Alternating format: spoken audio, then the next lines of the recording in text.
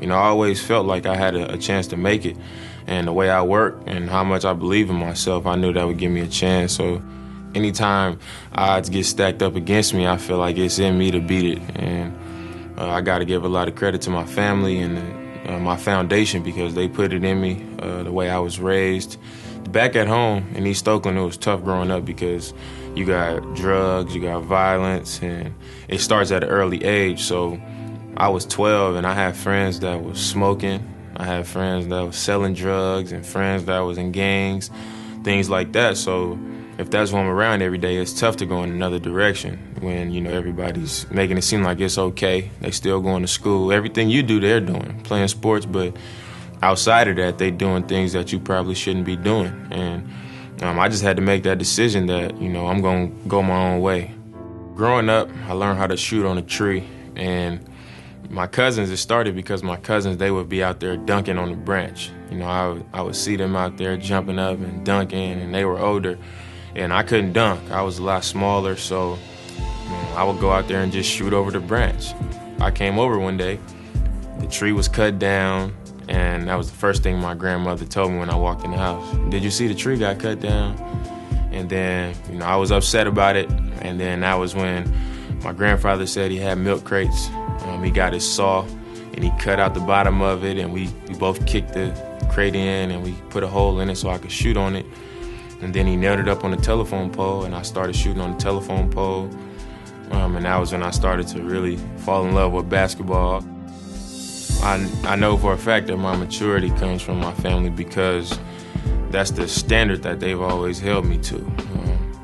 As a kid, they let me be a kid. I made mistakes, I got in trouble, but they let me know some things just weren't acceptable. So just having to grow up at such a young age, I think that's what allowed me to kind of just naturally come into my own in that way. I chose Weber State because I thought the things that they valued, my family valued, a lot of the same things. High character, blue collar, hard work, family oriented. That's what I came from. So once I saw that that's what the program was about, I knew that I would be valued there, and I knew that I would flourish in that program. That was when I started the whole lifting weights 6 days a week, swimming, ball handling from a chair, shooting on a gun from a chair, and it all paid off. You know, once the scouts started to talk about me, and everybody was kind of like, you know, they wanted to know more about me, and I knew that I would get my chance to show. So, you know, I had prepared for it. I worked hard, and the only thing that was on my mind was when I get in front of them, it's going to be my time to show them. It was a feeling I can't even explain to get my name called. I really couldn't explain that to you.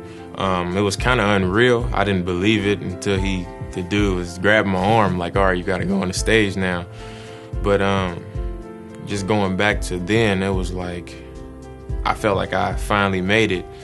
And I walked across the stage, I shook David Stern's hand, and then I was just like, you know, this is what I've been dreaming about my whole life. It's finally here. Me and Myers, we are pretty close, one of my good friends on the team. And this started right after the draft. And then we came here for summer camp before the summer league, and I came to the gym one night thinking I was gonna be the only person here.